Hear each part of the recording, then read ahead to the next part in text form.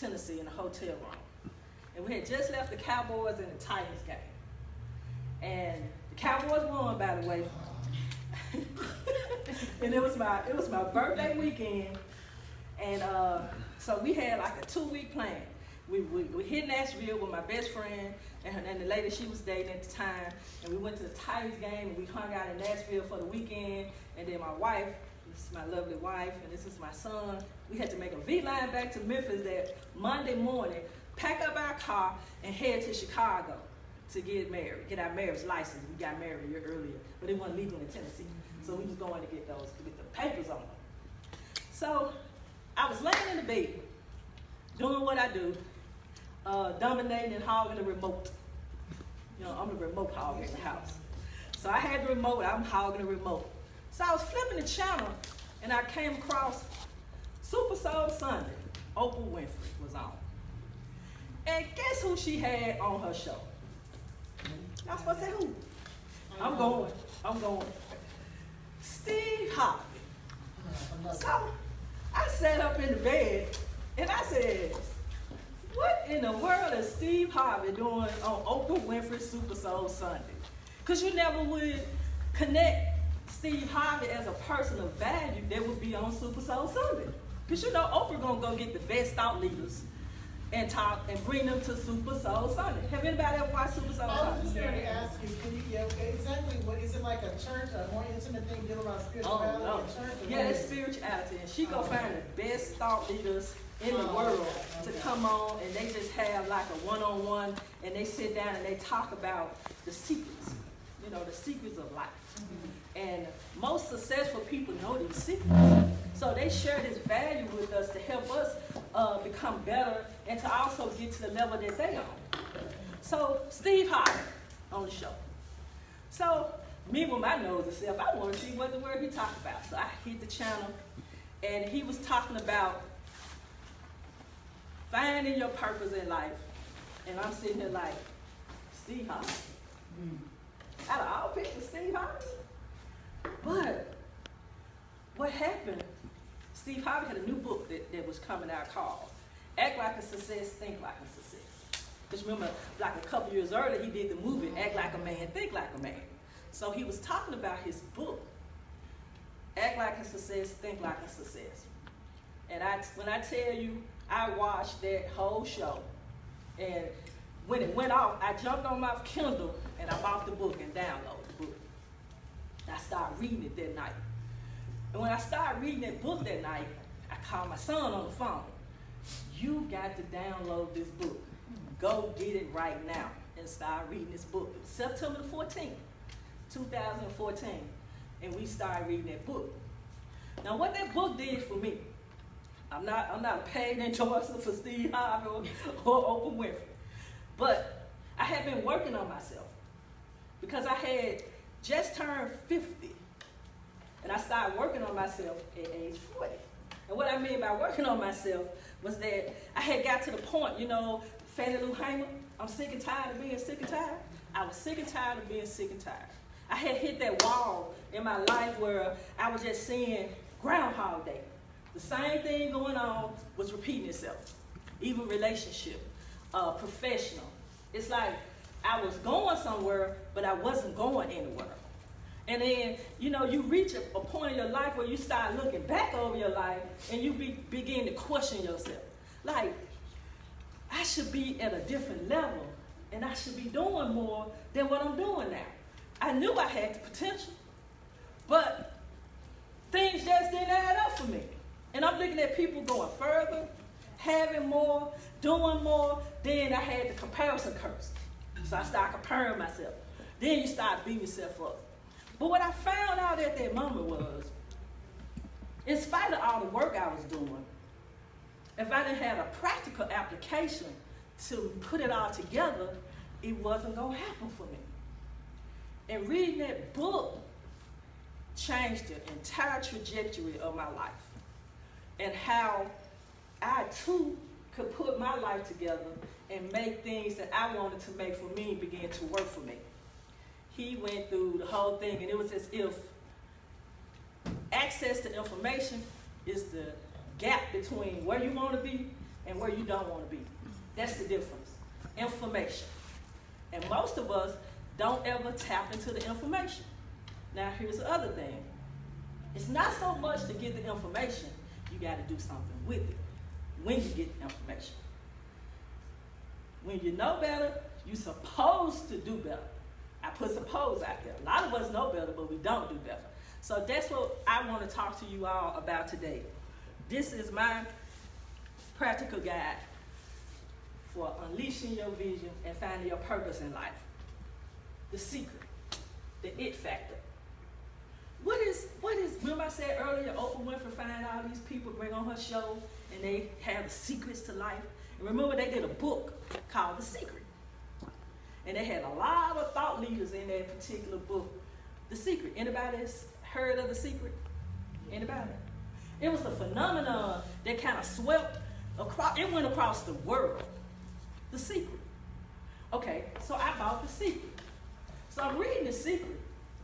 And all The Secret was, to me, was a collection of people putting quotes in the book for like 300 pages. Mm-hmm. So I'm sitting here going through the book like, what is secret? What is secret at? What is secret? It wasn't a secret. It wasn't a secret. It was the it factor. The it factor is either you get it or you don't. Now, what I mean by the it factor? Either you get it or you don't. Glad y'all asked. What I mean by the it factor is this. When you look out and you see celebrities, or you see people that come from seemingly nothing, no money, poor surroundings, and all of a sudden they become successful, and then they're making it in life, and they bypass you, their trajectory bypass you, and you keep trying to figure out what it is. If you get them all in the room, it's some common traits that they possess that ordinary people don't possess. Discipline, persistence, consistency. These are the key things that you have to have in your daily routine to get the it factor. You have to get rid of negative people. You have to change your surroundings. You have to let go of things that's weighing you down. You have to get rid of people that don't add value to your life. And you start having to surround yourself with people that you want to be like. It's almost like making a cake. You got to have all these ingredients put into your life to add value. Now, you can't be the only one getting. You also got to give. You have to give. You have to give. And what I found out trying to find the secret and the it factor was that these people had daily routines and they have daily rituals that they live and they die by. They are committed to their commitment 100%, no matter what it is, and they don't have a plan B. They have a plan B is plan A. They don't have a plan C. Plan C is plan A. So no matter what, that means you don't have no options. That this is going to happen. But I tell you this, as simple as it may sound, it's really hard. Because what's hard is breaking your bad habits. Breaking your bad habits. Now, a lot of us are conditioned by the time we are age 7. We're conditioned. We're conditioned from our family, our social structure, our environment, school begin to condition us. We're all conditioned. And usually by the time we're 15 or 16, they say it's over. Because what has happened is you've been like in the matrix almost. And then we begin to accept things as though they are, even though they aren't. Unless you're one of those people that's just driven and determined. But how many people you know that possess that? If you get a group of 20 and you start us all out together, more than likely we want progress together. Because things are going to happen. Things are going to happen that's going to derail us and get us off track. It's going to happen. Earlier I said, information is the equalizer. And what I found out was, I didn't know what my vision was. I didn't know what purpose was. I didn't know really how to put my life together, how to puzzle. I didn't know how to put it together. Because even though the information is free, and it's out here, it's been out here for thousands of years. Aristotle knew, Socrates knew. But us, I'm gonna say this because we in here, people of color, usually we reject that type of information because sometimes we'll associate that. That's what white people do. You can see right now, you got a free summit going on about self-care and awareness, and it's empty. Empty. 2 days. They provide food, breakfast, lunch, bringing in people from all over to come and talk to add value to your life, and people do not take advantage of it. Why? Especially in the Black community. Talk to me, y'all. Why? I think it's, I personally think in regards to this particular summit, sometimes it's like people don't know about it. You know, I think we always talk about like a concert that's coming to town. We always talk about those big things, but we don't really have that dialogue in the workplace or among our friends sometimes to say, hey, there's a conference for you to better yourself, that teaches you how to better yourself. Are you gonna come to that? And you know, like thankfully for me, the way I found out about it is because I do have a group of friends who know about it, who have attended. So that's how I found out. But like I didn't hear about it on social media, and I think a lot of times it's just like a lack of awareness sometimes that these things are even available to us. We just don't know sometimes. Anybody else? I think, so two-prong, it's like a two-prong definition for me, or explanation, excuse me. One is like an apathy, you know what I'm saying? I think that for us, we've seen so much, and you're right, there's like all this stuff that's saturated out there, so we kind of overlook that, and we're just like, oh, I don't need that, you know, I'll see it again. And I think the other thing is that we don't talk to one another anymore, and I mean like face-to-face speaking and contact. I think we rely a little bit too much, and it's a double-edged sword on technology in the sense like social media, as far as, you know, finding out and relying so much on finding out stuff like on Facebook or whatever. And I think there's a huge disconnect in like really talking to people and getting that information, because I think people are more comfortable if I can talk to you and say, okay, well, thank you for providing me this information, but I'm a little confused. You know, can you know, maybe I don't understand it well. You know what I'm saying? And like, you know, when you're finding something like online or whatever, you don't have that particular outlet to like voice your concerns. And I don't know if this is like even, maybe this is not what you're looking for your question, but I'm just kind of piggyback like what she was saying about that. And just like, I do agree there's a lot of information out there, and I totally agree that we as people of color, especially Black people, we don't take advantage of it. But again, I think it's because it's like there's like an oversaturation at certain times. And then again, to be honest, some of us don't want to put in the work when it gets, you know what I'm saying? Because like you said, we're not disciplined. We don't want to go that extra mile to put in the work to go past just what's at the surface. You know what I'm saying? Some of us want to take the easy way. So if it means going another step to get past that, some of us don't want to do that. And then also real quick to add on to what she said, I think sometimes it's not even only that we don't want to do the work, sometimes it's so much other stuff that we feel is consuming us. Mm-hmm. Like, how am I going to feed my kids? How am I going to pay the bills? I got to get to work. I got to get to this second job. It's so many things that we feel are of right now that we feel like self-care or self-betterment can wait until we have the time for that. But sometimes we don't realize that we need that in order to get better or to do better or to improve. We have to take care of self first. So I'll tell you, we did marketing. I have a media marketing firm. We did marketing with this event. We did social media with this event. We've been running promotions with this event on myself, and I know for our community, and I'll talk about the Black LGBT community, you know we suffer with trauma, and we know we have post-traumatic stress from a lot of things that have affected us.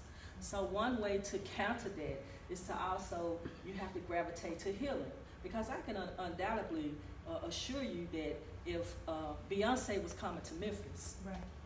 that it would sell out in a matter of minutes, or Cardi B, or the Migos. But what we as people of color, have forgotten that industry understands that we are a people that are consumers. So they come in and they take from us.